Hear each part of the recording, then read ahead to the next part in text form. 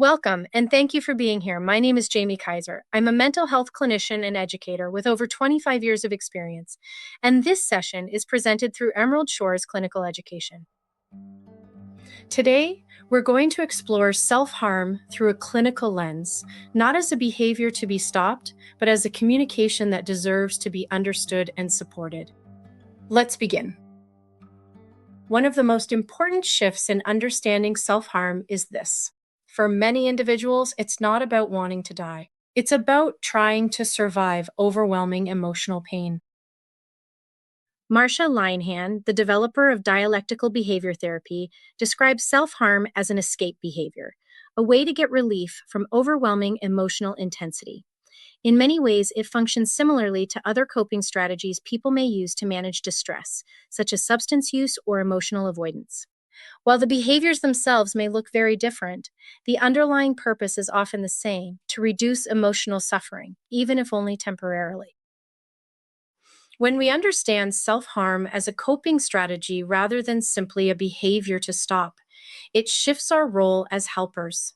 The focus becomes less about control or punishment and more about helping the person understand what emotional pain or distress they are trying to manage.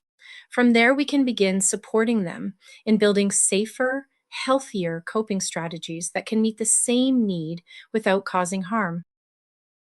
So, as clinicians, how can we respond to people who are using self harm to cope with emotional pain? When a client discloses self harm, the first thing is to stay calm and non reactive.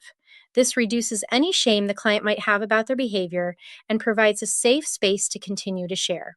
Some comments to support this are: I'm really glad you shared this with me, and we can take this one step at a time. Then move into validating the function of the behavior by saying something like this: Is this something that has been helping you cope with uncomfortable thoughts and feelings? Or many people have different ways to cope. These thoughts and feelings must be intense. Validation helps create emotional safety. From there, we can move into curiosity, gently exploring the purpose the behavior is serving. Curiosity helps us understand the context. Asking questions like, What happened just before the urge came up? And you help me understand what that felt like. This helps clinicians understand what is leading up to the behavior and what the person is trying to manage in that moment. This is where we begin to identify triggers and support conversation around other coping strategies. Clinicians can help clients explore other ways to meet that same need by asking questions like, What else might help you get through that moment? Or let's think about what could provide a similar sense of relief. This approach shifts the focus from taking coping away to helping the person build safer and more sustainable ways of managing distress. It's important to note that what we're talking about here is not a replacement for comprehensive DBT treatment. DBT is a structured, longer term therapy that includes skills training, individual therapy, and ongoing support. What we're focusing on here is how to apply some of those core principles, particularly around understanding behavior and supporting regulation. In brief interactions, this is especially relevant in settings where we may only have one session or limited time to support someone in the moment.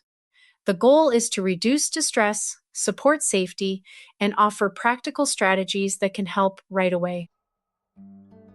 If you'd like to learn more, I encourage you to explore dialectical behavior therapy, or DBT informed approaches to supporting self harm. There are many opportunities to deepen your understanding of how to support emotional regulation, distress tolerance, and function based care. Even small shifts in how we respond can make a meaningful difference. Thank you for learning with us today.